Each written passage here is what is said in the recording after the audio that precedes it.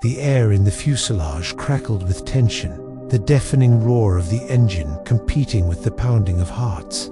Maria watched from the ground as the biplane made a tight circle above the newly discovered geoglyph, its shadow dancing across the desert floor. For days, they had searched the barren expanse of the Peruvian Nazca desert for something, anything, that could explain the enigmatic geoglyphs known as the Nazca lines. But this was something else entirely. When Javier finally landed, he jumped out with a wild grin. "Maria, come see," he shouted over the wind, gesturing toward the sky. What he had found, drawn painstakingly onto the desert floor, was an astronaut. Not just any astronaut. This one seemed to be in the process of landing his spaceship. It was humongous, its head bent at an unnatural angle, seemingly in concentration. One arm was outstretched, pointing toward the sky, while the other held a strange device that could have been a control panel or a weapon. It looked so real it could have stepped off the page of a textbook. Peko, their Quechua guide, stared at the sky, his face ashen. "The star people," he whispered, his eyes filled with terror. "They are here." Javier scoffed at Paco's outburst, assuming it was another of the old man's fanciful tales. But Maria saw the raw fear in his eyes, a stark contrast to the usually stoic expression on the weathered face. She had seen enough of the desert and its effects on people to know that Paco was genuinely frightened. "Let's go home," he said suddenly, turning toward his truck. Maria grabbed his arm. "We can't leave now. We need to excavate this site." His grip tightened on her arm. "No, we don't," he snapped, shaking her off. "This is dangerous. You don't understand what you're messing with. Come with me before it's too late." But Maria couldn't tear her gaze away from the astronaut. She brushed past Paco and walked toward the massive geoglyph, her fingers tracing the shallow trenches that formed the body of the space traveler. As soon as her fingertips touched the cold, hard earth, she felt a jolt shoot up her arm, like being pricked by 1,000 tiny needles. She recoiled, stumbling backward, but the sensation didn't subside. It intensified, spreading through her body until it felt like her bones were being rearranged. Her vision blurred.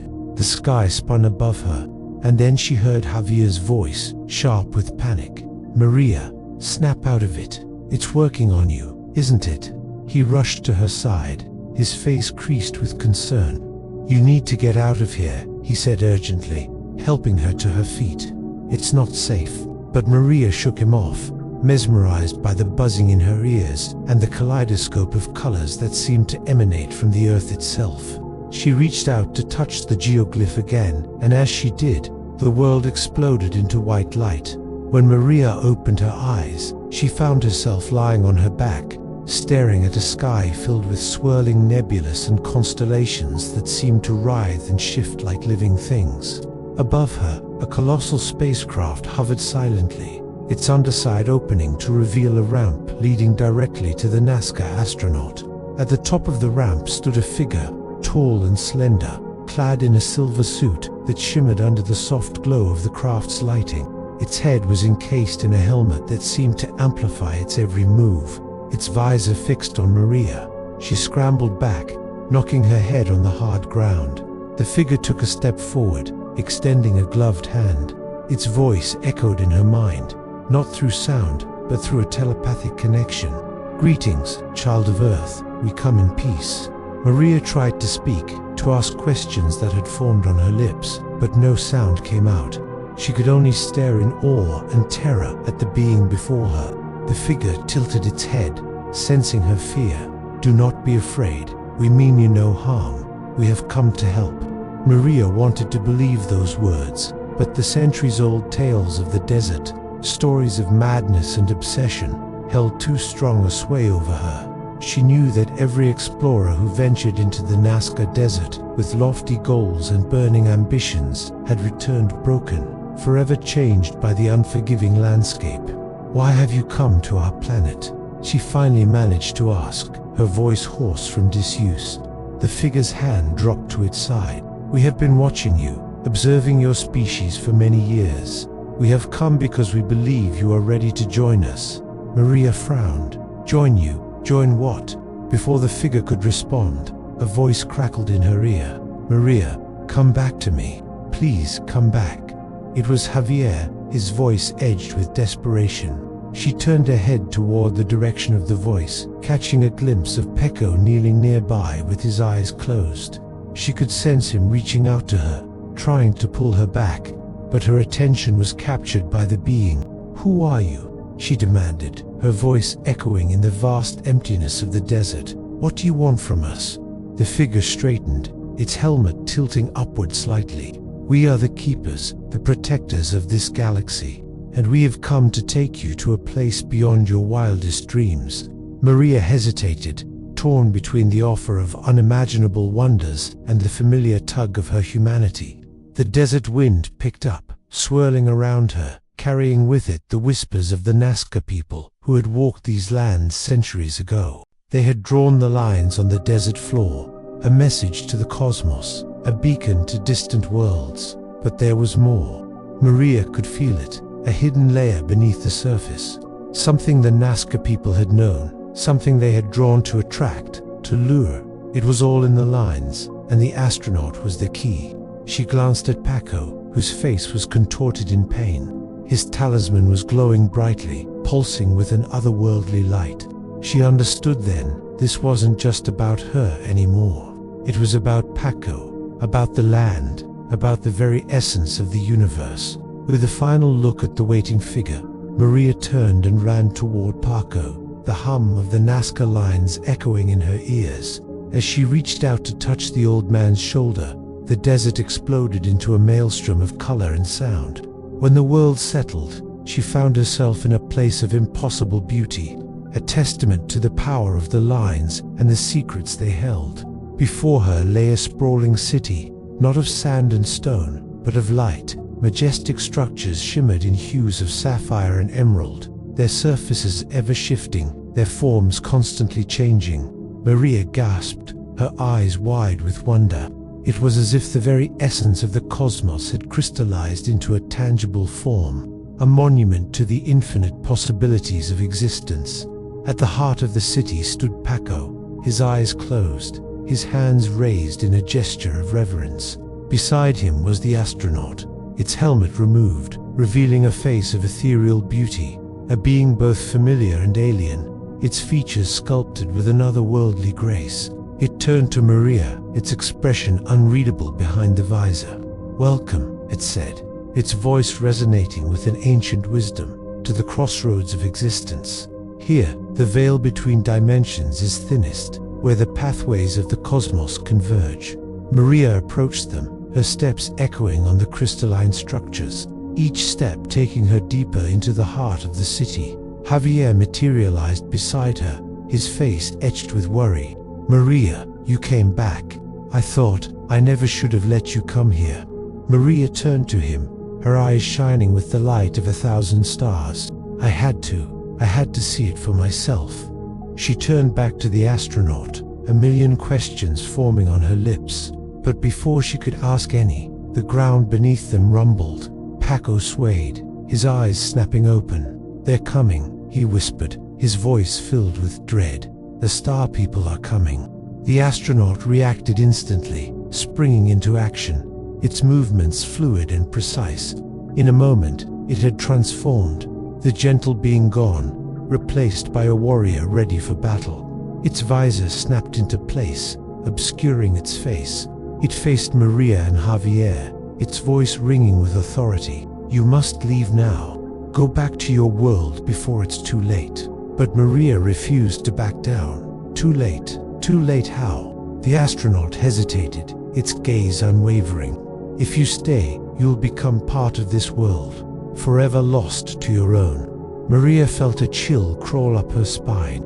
She thought of her life, of the world she knew, of Javier's love and Pecco's friendship. Could she really leave all that behind? The choice was hers, the decision a monumental one that would shape not just her future, but perhaps the very fate of two worlds. Suddenly, the sky split open, bathing the city in a harsh, unfamiliar light. From the tear in the sky emerged figures clad in dark armor, their faces obscured by helmets, their weapons glinting ominously. "It's too late," the astronaut said, its voice grave. "There's no time left."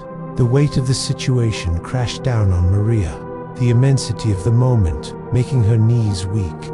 Yet something inside her, some primal instinct, surged to the surface. She wouldn't run, she wouldn't hide. She would stay and face whatever came next. The journey to the Nazca lines had been fraught with danger, intrigue, and unexpected revelations. Now, standing at the precipice of an interdimensional conflict, Maria realized the full scope of what she had unleashed. The choice she had made, the decision to follow the call of the lines, had brought her to this very moment. The desert wind whipped around her, carrying with it the whispers of ancient wisdom and the echoes of cosmic battles long past.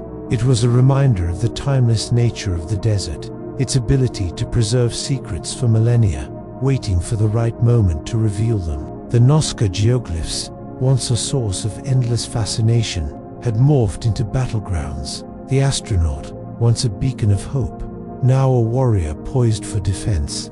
The tranquil desert had transformed into a battleground where the fates of entire worlds hung in the balance. And Maria, the once intrepid archaeologist, now stood as a pivotal figure, her decisions echoing across dimensions, shaping destinies far beyond her own. As night blanketed the Nazca Plateau, stars wheeling overhead like indifferent eyes in a velvet void, Maria, Javier, and Pecco camped amid the lines. Their tent, a fragile sanctuary against the desert's chill that seeped into bones like regret. The crystal shard Maria had unearthed rested on a makeshift altar of stones, its inner light pulsing in rhythm with the constellations, as if the geoglyphs were activating under the celestial gaze, their purpose unfolding. A network of signals beaming to beings beyond our own, inviting visitors from distant dimensions to descend upon the ancient runways.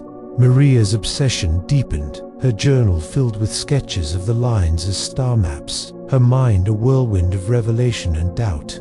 She believed the Nazca people had contacted otherworldly entities for knowledge, yet feared the shard was a key to portals that devoured souls. Her tragic curiosity, a flame drawing moths to destruction. Javier, grounded by a mechanical glitch in his plane, paced the camp, his flashlight beam cutting through darkness like a blade, illuminating the astronaut geoglyph that seemed to shift in the wind, its helmeted face watching them with hollow eyes. His heart fractured between love for Maria's passion and the pragmatism forged in war's skies. He had flown reconnaissance in the Great War, witnessing horrors that made him scoff at aliens. Yet the shard's glow stirred primal fear, his tragic skepticism a shield cracking under the unknown. Pecco chanted softly by the fire, his talisman vibrating in harmony with the crystal, his voice a melancholy thread weaving ancestral tales of star gods who descended on beams of light, granting wisdom, but demanding sacrifices, his inner conflict ablaze. Guide the foreigners for coin to feed his kin, or heed the spirit's warning of madness descending like night fog. The first anomaly struck at midnight, the ground humming like a colossal drum, the lines glowing faintly under moonlight as if etched in luminescent ink. Portals flickered open in the desert's canvas, swirling vortices of color where stars seemed to bend, whispers emanating from the voids in languages older than time. Maria approached one, her hand outstretched, the crystal shard amplifying the call. Visions flooded her mind of extraterrestrial beings with elongated limbs and glowing eyes, sharing secrets of the universe but extracting thoughts in return. Her face illuminated in ethereal light, eyes widening in ecstasy and terror. Javier pulled her back, his grip bruising, the portal snapping shut with a crack like thunder, leaving scorch marks on the soil that smoked like incense from a forsaken altar. His tragic heroism, a fleeting grasp against the inevitable pull. Pecco fell to his knees, the talisman shattering in his hands, shards embedding in his palm like stars fallen to earth. Blood welling as visions of his ancestors raving in madness overwhelmed him, his faith crumbling under the weight of revelation. The camp dissolved into chaos, the desert wind howling like lost souls, the lines pulsing as if alive, a haunting symphony of ancient signals awakening, the group's unity shattering like Paco's talisman, their fates intertwining with the curse of the star's call. Maria, driven by an insatiable thirst for forbidden knowledge, steps closer to the edge. Javier, torn between love and skepticism, fights to hold back the encroaching darkness, and Paco, caught between ancestral duty and personal turmoil, must confront the spirits that have been awakened. As the night deepens, the Nazca lines come alive, revealing secrets that could either enlighten or obliterate. Yet before we delve into this realm of cosmic mysteries, let us take a moment to appreciate your presence here. If you find our narrative intriguing, consider showing your support. Your encouragement means the world to us and keeps us motivated to craft more captivating stories. Maria, a woman possessed by an unquenchable thirst for the cosmos, stood transfixed before the shimmering portal. Her eyes, pools of starlight, reflected the swirling vortex of colors that defied earthly explanation. In her trembling hands, the crystal shard pulsed, guiding her towards the gateway that promised otherworldly revelations. But as she reached out, a cold dread gripped her. The very fabric of reality seemed to twist and warp, threatening to consume her in its alien embrace. Beside her, Javier, a man tethered to earth by his unwavering skepticism, fought to keep his composure. His heart hammered against his ribs, a frantic tattoo against the silence of the desert night. He had scoffed at Maria's fascination with the Nazca lines, dismissing them as mere figments of a bored civilization. Yet now, confronted by the raw spectacle of a dimensional rift, even his pragmatic mind reeled. Paco, their indigenous guide, stumbled back, clutching his talisman. The vibrant hues of the portal unleashed a torrent of ancestral memories, overwhelming him with visions of his forebears dancing under the light of alien moons. The desert wind moaned, carrying whispers from beyond the veil. Fear etched deep lines on Paco's face as he realized the spirits of his ancestors were not merely guides, but sentinels bound to a cosmic duty. As the portal beckoned, Maria felt an irresistible pull, a siren call to the unknown. It was a moment of profound choice. Maria, torn between the allure of the cosmos and the grounding forces of love and loyalty, must decide whether to step into the unknown or turn back. Javier, grappling with his skepticism, faces the disintegration of his worldview. Will he succumb to the encroaching darkness or find a way to anchor himself to the remnants of his beliefs? Paco, wrestling with ancestral spirits, seeks balance between tradition and progress. Can he fulfill his cultural obligations without sacrificing his own sanity? The Nazca lines, once enigmatic symbols etched on the earth, have transformed into gateways to other realms. What secrets do they hold, and what forces have they unleashed?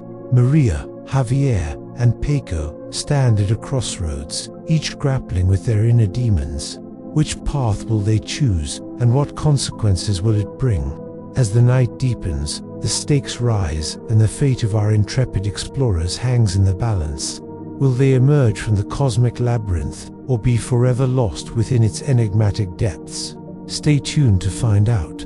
We are eager to hear your thoughts. What predictions do you have for our explorers? Share your theories in the comments below, and if you haven't already, show your support.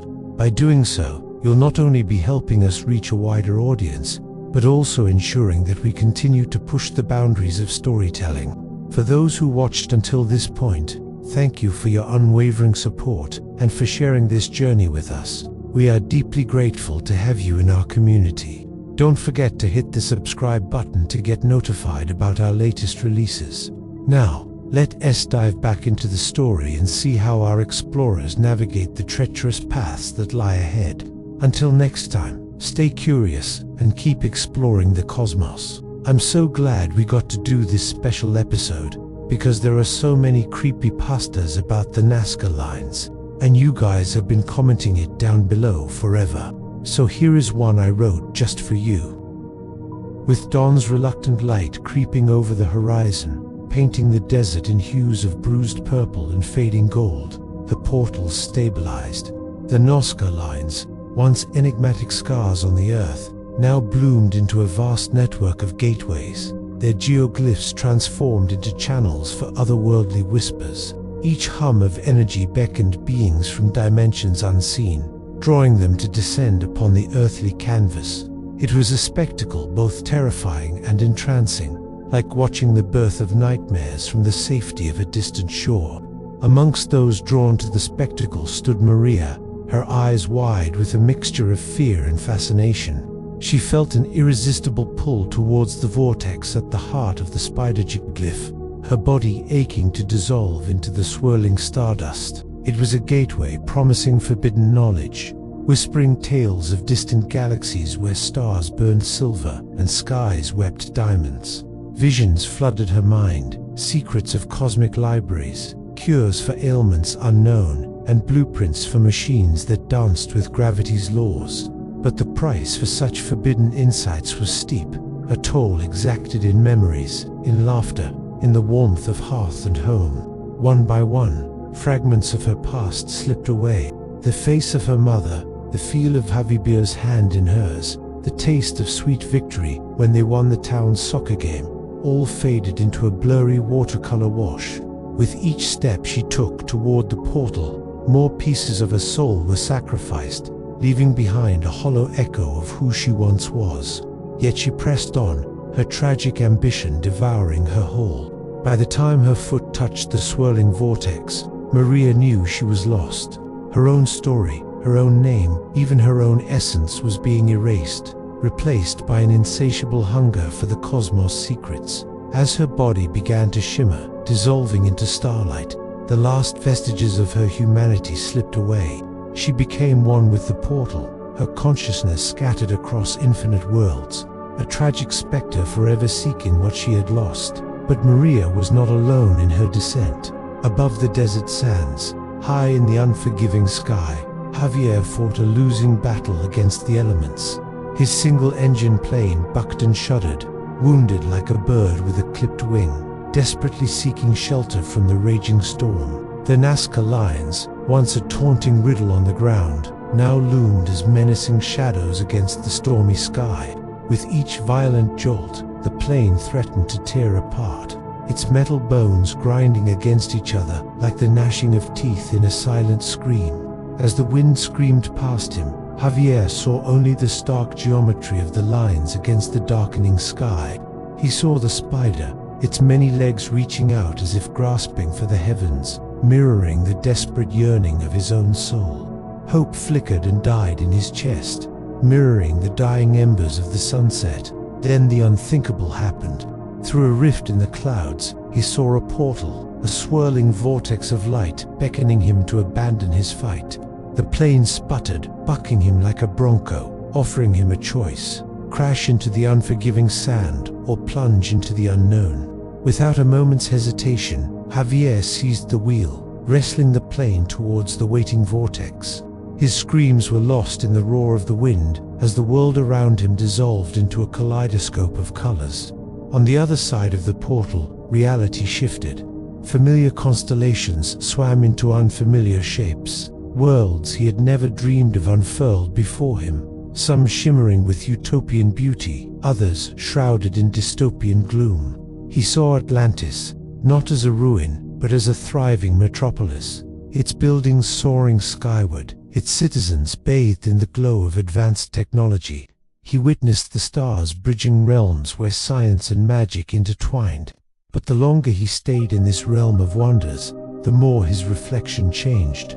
In the glass windows of Atlantean towers, he saw a distorted image staring back, eyes wild with the madness of 1,000 realities. The very essence of his being stretched and warped, threatening to crack under the strain of seeing too much.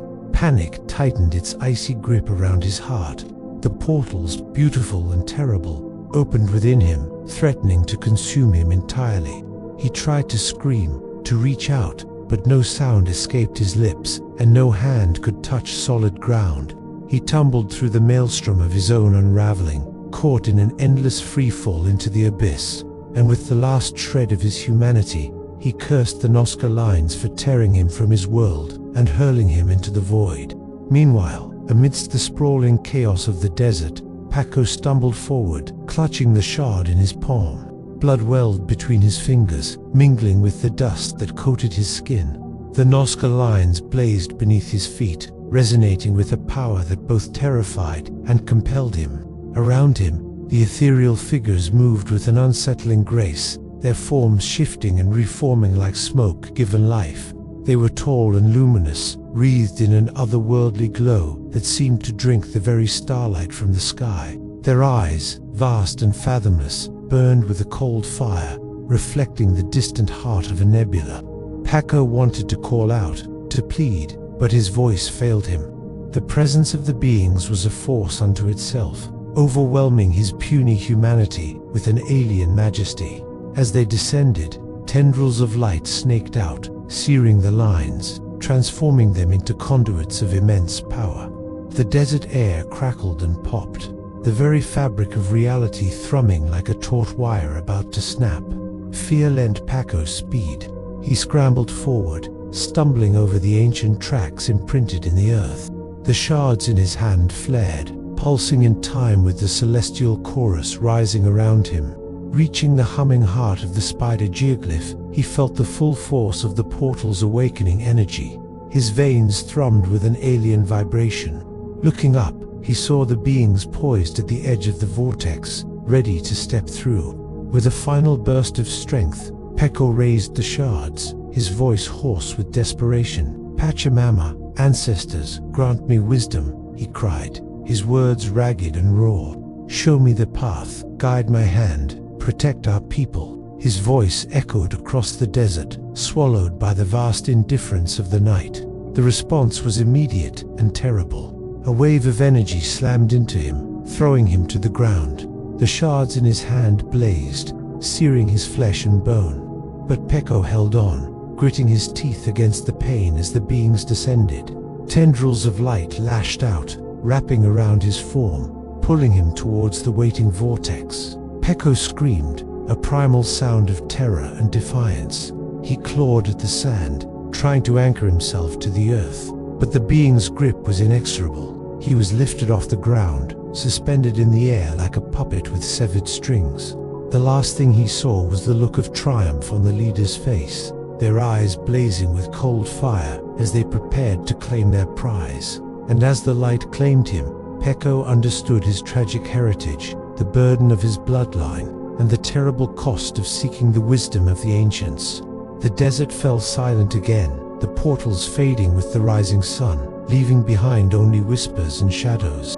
Years passed, decades turned into centuries, yet the Nazca lines endured, their giant drawings mocking the tiny lives that scurried around them. Explorers like Paul Kosak found them in 1940, marveling at how their patterns aligned with solstices and stars. Theories of alien runways persisted, fed by Maria von Daniken's echoes in modern lore. Javier's story ended tragically, his body found dehydrated in the desert, mouth filled with sand like golden dust. Maria vanished entirely, her journal left behind with sketches of portals, her fate a mystery in the winds. Paco's descendants avoided the site, villagers cursing the lines as beacons of madness. In 2018, drones mapped new geoglyphs, their alignments with distant galaxies suggesting signals to extraterrestrials. But pilots reported hallucinations, engines failing over the patterns. The curse's legacy, a cycle unbroken. The Nazca lines endure, enigmatic scars on the Earth's skin. Their giant drawings a haunting song calling to beings from beyond, a place where mystery invites madness, luring seekers to tragic fates in the desert's embrace, where signals from stars whisper promises that devour souls, leaving only echoes in the sand where light and shadow entwined eternally. Thanks for listening. If you liked this story, please subscribe and check out our podcast. We would really appreciate it. See you next time. Bye.